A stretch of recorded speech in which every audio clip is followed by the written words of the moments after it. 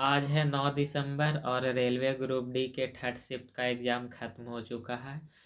और वीडियो अच्छा लगे तो इस चैनल को सब्सक्राइब कर देना। पहला प्रश्न है, लेंस सूत्र क्या है? तो 1/f बराबर 1/v माइनस 1/u को लेंस सूत्र कहते हैं। किसी पौधा में बीज बनने के बाद निम्न में से कौन सी प्रक्रिया होती है? तो बीज परिक्षेपण या बीज प्रसार होता है। अगला प्रश्न है, यदि किसी गेंद को ऊपर से छोड़ दिया जाए तो वह किस त्वरण से गिरेगी? तो वो गुरुत्वीय त्वरण से गिरता है। मई 2025 में किस बैंक ने अपने कर्मचारी को भविष्य के लिए तैयार करने और सशक्त बनाने हेतु नेक्स्ट लेप नामक व्यापक कर्मचारी सहभागिता और प्रशिक्षण कार्यक्रम शुरू किया है? तो भारतीय स्टेट बैंक यानी SBI।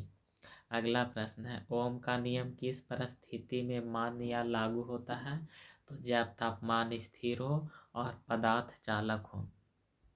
नारियल के छिलके में कौन सा ऊतक उसे कठोर और कड़ा बनाता है? तो स्क्लेरकाइमा। उस पदार्थ को क्या कहा जाता है जिसका जैविक अपघटन हो जाता है? तो उसको जैव अपघटनीय या जैविक पदार्थ कहते हैं। किसी द्रवीय पदार्थ को शुद्ध करने के लिए निम्न में से किस विधि का प्रयोग किया जाता है? तो आसवन या वाष्पीकरण या संघनन का उपयोग किया जाता है। खो खो विश्व कप 2025 में भारतीय पुरुष ने फाइनल में किस टीम को हराया था? तो नेपाल को। हाइड्रोजन परमाणु की परमाणु त्रिज्या कितना होता है? तो 53 पिकोमीटर और एंगस्ट्रम में होता है 10⁻⁻10। तो ऑप्शन में एंगस्ट्रम में ही मिल दिया गया था, यानी सही आंसर इसका होगा 10⁻⁻10। प्लाज्मा झिल्ली किससे बनी होती है? तो लिपिड और प्रोटीन का बना होता है। यदि किसी तरंग को दोलन का आवर्तकाल t है तो 1/t उस तरंग की क्या प्रदर्शित करता है? तो आवृत्ति प्रदर्शित करता है।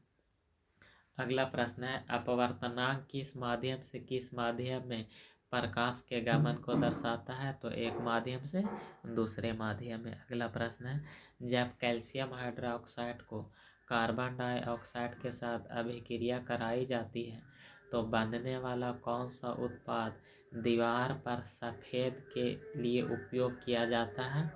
तो कैल्शियम कार्बोनेट का उपयोग किया जाता है। जब शर्करा पानी के संपर्क में आती है तो निम्न में से क्या होता है? तो शर्करा पानी में घुल जाता है।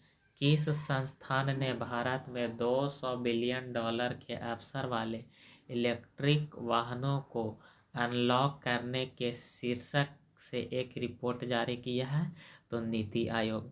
मई 2025 में किस भारतीय शहर को भिखारी मुक्त घोषित किया गया? तो इंदौर, यानी ऑप्शन नंबर बी सही है। निम्नलिखित में से कौन सा कथन न्यूटन के तीसरे नियम से संबंधित नहीं है? तो कार का इंजन स्टार्ट होने पर कार का चलना, ये न्यूटन के तीसरा गति के नियम का उदाहरण नहीं है। पृथ्वी पर स्वतंत्र रूप से गिर रहे किसी वस्तु में त्वरण किस कारण से होता है? तो गुरुत्वाकर्षण बल के कारण होता है। यदि 2 kg द्रव्यमान की वस्तु को 9 मीटर की ऊंचाई पर रखा जाए तो उसकी स्थितिज ऊर्जा कितनी होगी? तो इसे जब हल करिएगा तो इसका स्थितिज ऊर्जा निकल कर आएगा 176.4 जूल। यदि कोई परागकण बीजांड में प्रवेश करता है तो इस प्रक्रिया को क्या कहा जाता है? निषेचन। यदि किसी चालक में 0.15 एम्पियर की धारा 8 मिनट तक प्रवाहित या बहती है तो उनमें से कितना आवेश प्रवाहित होगा? तो 72 कूलम्ब आवेश प्रवाहित होगा। भारत के किस शहर को हाल ही में तेंदुआ राजधानी घोषित किया गया? तो बेंगलुरु शहर को घोषित किया गया। कौन सा धावक पिछले 11 वर्ष से लगातार 100 मीटर की दौड़ 10 सेकंड से कम समय में पूरा करता आ रहा है? तो अकानी सिम्बाइन। अगला प्रश्न है, सितंबर 2025 में आशीष पांडे को किस बैंक का नया प्रबंध निर्देशक और मुख्य कार्यकारी अधिकारी यानी एमडी और सीईओ नियुक्त किया गया? तो यूनियन बैंक ऑफ इंडिया। अगला प्रश्न है, अंकिता नामक एआई एंकर को हाल ही में किस राज्य द्वारा लॉन्च किया गया?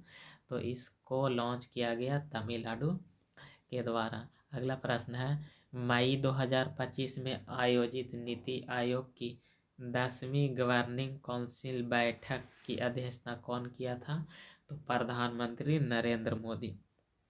अगला प्रश्न है, वक्फ अधिनियम 2025 को दूसरा नाम किस नाम से जाना जाता है? तो यूनिफाइड वक्फ प्रबंधन या शक्तिकरण या दक्षता और विकास अधिनियम 1995 यानी ऑप्शन नंबर ए सही है।